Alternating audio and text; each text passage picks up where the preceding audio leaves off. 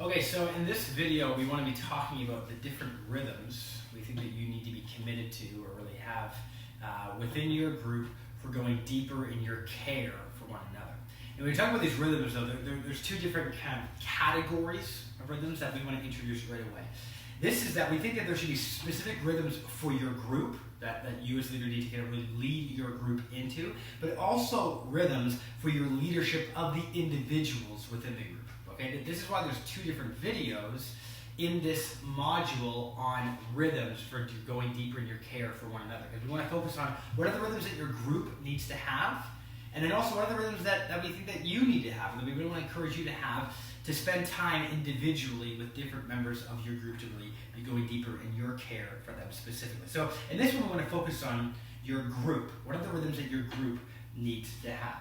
Now, one of the changes that we've made to community groups is that rather than actually giving you a schedule, saying this is exactly what you're supposed to be doing each week, we want to kind of give you a framework for that schedule and then have you with your group and have you really as a leader create that schedule. So rather than saying, okay, this week you're going to do a Bible study, next week you're going to do testimony, the week after that you're going to do missional community or something like that, what we want to say is that, okay, throughout the course of the fall, you're going to have 8 different Bible studies, 3 different times of testimonies together, and 2 different mission communities or something like that. And you just need to decide what weeks you're going to do that, working with the people in your group. We want to give more ownership to you guys and a little bit more flexibility depending on people's schedules. However, that being said, a typical month could look like doing 2 different Bible studies. Okay, so maybe the first week and the third week you do one that's focused on word and prayer.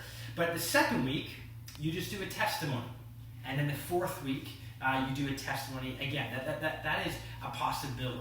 Now, what we're introducing into there are different types of rhythms that you would have with your group, different types of meetings that you would have as you get together. And this all relates to how we want you to go deeper with one another, deeper really in your care for one another. Why we have these different things. We think that through varying the ways that you get together with your group, you can go deeper in your care for one another.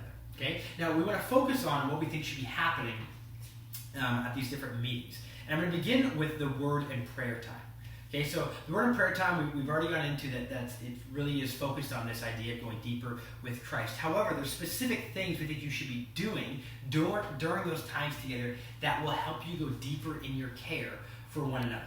And one of the ones we really want to encourage, so we don't require this, but we really, really encourage each group to be able to do, that we would encourage you as a leader to be encouraging your group to do, is to begin every single meeting, okay, whether it's a word and prayer time, whether it's a testimony time or anything like that, every single meeting, beginning it with a meal together, okay? So gathering around dinner for really just a casual time to get to know one another. We think that this will greatly increase the ability for the group to get to know one another, and I think just for you, as someone who's trying to facilitate Bible discussions, or for others in your group that you will actually assign facilitating the Bible discussions to them, your ability to apply the text to people's lives is greatly increased when you know those people really well. But if our community group times are simply us getting together, spending 5 minutes hanging out with one another, doing a Bible study, and then leaving, it is actually hard because that entire time is so structured and so formal to really get to know one another. So if we're going to go deeper in our care for one another, just having casual times around a meal, eating dinner together, really enables us to do that extremely well, even if it's not that structured. Now, if you're going to do a meal, which again we highly encourage, there's a couple of things that we think that you should do to make this manageable, okay?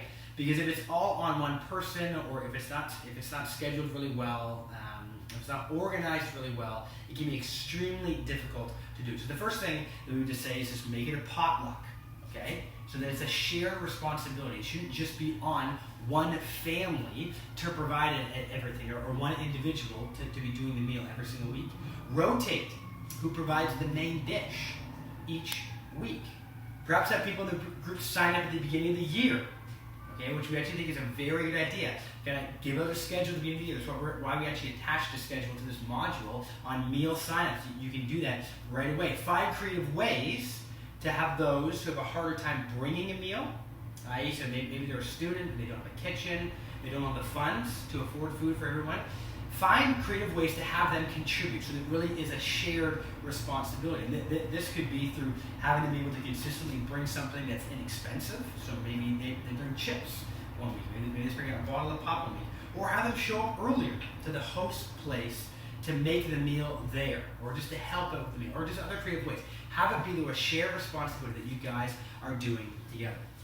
Now, one thing we would add with the meals together that can be really helpful is that at these times, though we want them to be casual, occasionally it can be extremely helpful if you have a question that will help everyone share. Okay, now this should obviously happen at maybe your first meeting, but sometimes you have a question that's just like, okay, let's just do a weekly check-in. How are you doing this week? And then you go around the circle and have people update you on how they were doing. Or if it was a holiday over the weekend, say, okay, we're going to have everyone share what they did for the holiday and what the experience was like for them. Something like that. Just once in a while. It doesn't need to be every single time you get together, but this can be helpful, really diving into people's lives. Okay, so that's the first rhythm we say, is that each time you get together, begin with a meal and structure it in specific ways.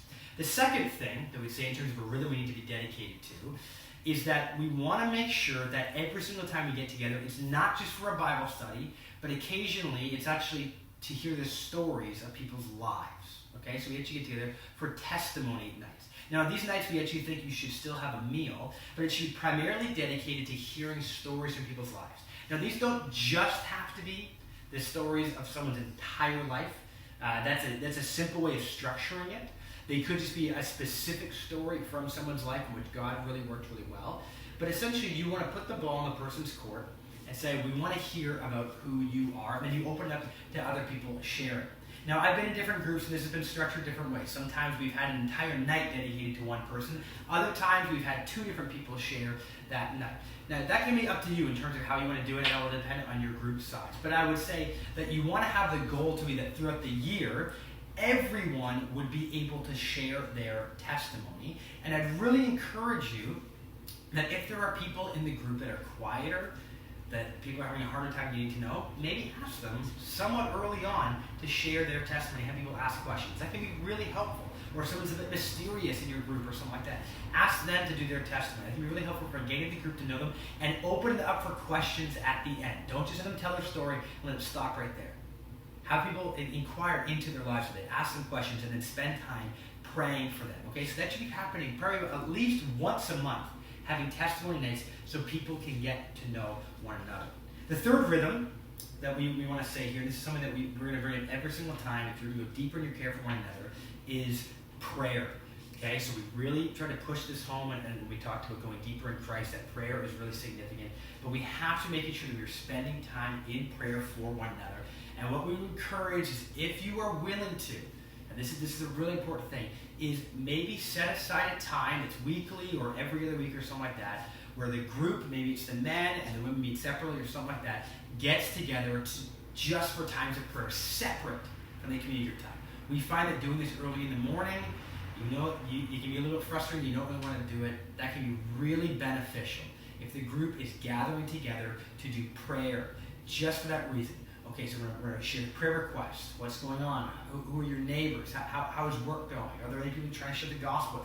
So anything specifically that you are struggling with that we can be praying for you, getting together in that kind of way, just specifically to hear prayer requests and pray for one another, we think will greatly increase our ability to care for one another, to go deeper in our care for one another. Now, the last thing we say is really related to your individual leadership, your relationship with the individuals in the group. And it's just that we want to also encourage people to be spending time with one another apart from the group. Okay? And we think that should be happening on a one-on-one basis with you as the leader, as the individual in the group.